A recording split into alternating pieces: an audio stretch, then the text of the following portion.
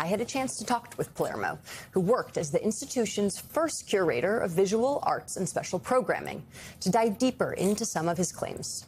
Here's a part of our conversation. One of the last things that you were tasked with doing before you and dozens of other of your colleagues were fired on March 26th was the task of getting rid of the entire Kennedy Center's permanent collection. What happened?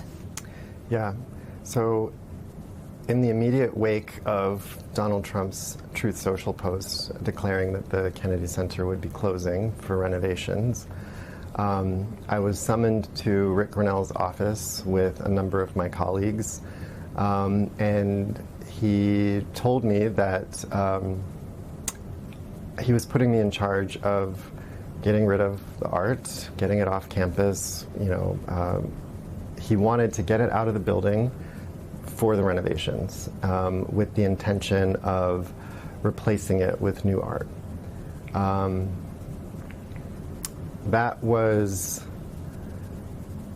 such a shock to me because I had been hired to bring art into the building, not pull it out. And I was just terrified of the implications of that directive. I was contacted by a couple of different families of artists who are now deceased, who either have works that they created at the Kennedy Center or are represented through work that exists at the Kennedy Center, an example of which is Julius Rudel. Maestro Rudel was the first artistic director of the Kennedy Center, and his son contacted me because he just wanted to know what was going to be the state of his father's bust, which sits outside the Opera House, overlooking the Opera House that the maestro once, ruled. This is a man, Julius Rudel, who he was a child refugee from Nazi-occupied Austria. When he was the artistic director of the Kennedy Center, his son told me that he declined a salary because he wanted to repay America for what it had given him. And I still get a little emotional recalling that conversation, because to me that's what the Kennedy Center represents. It represents the heritage of America, the values of America expressed through culture. In your view, who is primarily responsible for the mismanagement of the center? I do place blame squarely at the feet of Rick Grinnell. You said you have witnessed basically a pattern of pay for play, where everything that the center did was centered around having a close association to Donald Trump and having access to him. Can you talk about the ways that that permeated some of the events that you were involved with? Yeah. I started June 2nd, and shortly thereafter there were the previews of Les Miserables. And it was very widely reported that tickets were going for astronomical prices. I think it was something like $2 million to sit in a VIP box or attend a reception with the president. But I remember thinking that was strange. Something that broke through at the time and made headlines was another instance that you mentioned, another red flag, regarding the Israeli Lounge, an event that you planned to commemorate the October 7th attack that featured paintings of an American-Israeli artist. What happened during that event? When I came to the Kennedy Center, I had no idea that there was an Israeli Lounge, and I walked into it for the first time, and I was really struck by the art that exists in that space. I worked with an American-Israeli artist whose son was actually at the Nova Music Festival the day that it was attacked by Hamas.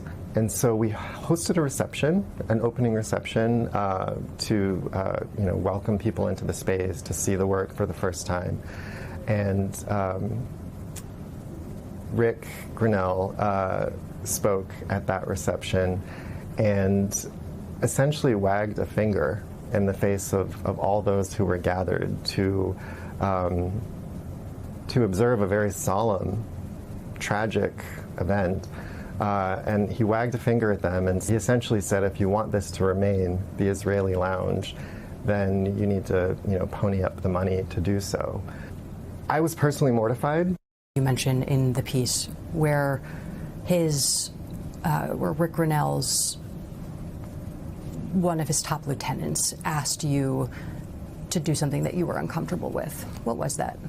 So it was a text message with his contact information and a screenshot of that artist's painting. And the text itself read, this artist just posted on Instagram a picture of his painting at Rick Grinnell's house.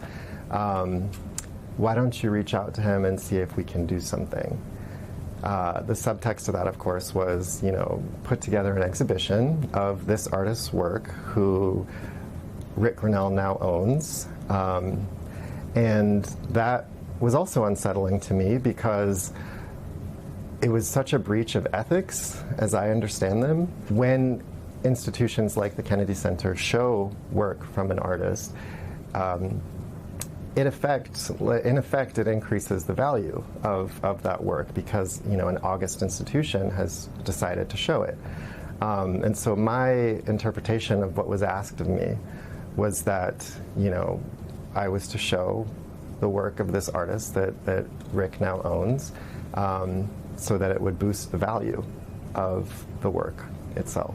One of the biggest headlines we have seen come out of this administration so far is the decision for, I'm not sure if it was Grinnell or the president himself, to go ahead and add his name to the formal Kennedy Center mantle. What happened during that process, and what happened to your relationships after that decision was made and materialized? I had no idea what was happening. The only person I spoke to in that immediate first few moments was a dear colleague of mine at the Kennedy Center who just told me, yeah, this automatically just made our jobs that much harder. It was already hard before, but this now makes it even harder because it's very much blatantly politicizing the Kennedy Center. I had been speaking with artists to try to do, pop-up residencies or, one-off exhibitions outside of the ones that I had been trying to plan for America's 250th.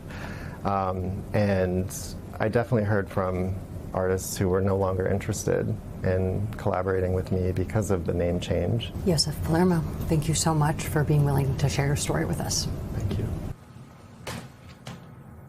We reached out to the White House, Rick Grinnell, and the Kennedy Center for comment. Grinnell didn't respond to comment. The Kennedy Center didn't offer an on-the-record response. And the White House pointed us to Trump's comments from a Kennedy Center board meeting, where he thanked Grinnell for doing a, quote, great job and expressed appreciation for his service.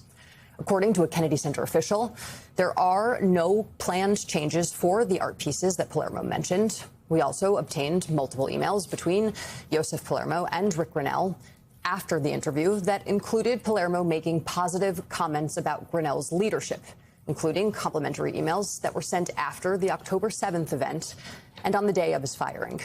Palermo, in response, said that he wanted to keep a professional work environment and that regardless of his criticism of Grinnell's leadership or lack thereof, he always treated him with courtesy and respect, and so Yosef showed it back to him.